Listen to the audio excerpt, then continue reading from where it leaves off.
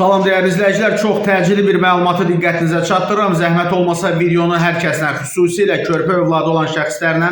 paylaşa bilərsiniz və burada üstəgəl işarəsi görünürsə bir dəfə üzərinə vurun. Dəyərli izləyicilər, Nestle Avropada SMA, Beba və Nan markalı körpə qidalarının bəzi partiyalarını ürək bulanma, qusma və qarın ağrısına səbəb ola biləcək toksinin mövcudluğu ehtimalına görə geri çağırır və dekabrdan bəri davam edən bu proses şirkətin yeni baş icraçı direktoru Filip Navratil üçün ciddi problemə çevrilib və şirkət geri çağırılan məhsullarla bağlı indiyə qədər hər hansı xəstəlik halının qeydə alınmadığını bildirib. Nestle Avstriya, Danimarka, Finlandiya, Almaniya, İrlandiya, İtaliya, İsveçrə və Böyük Britaniyada satışda olan məhsulların müəyyən partiyalarında isə bakteriyaların bəzi ştamları tərəfindən istehsal edilən serulit toksininin mövcud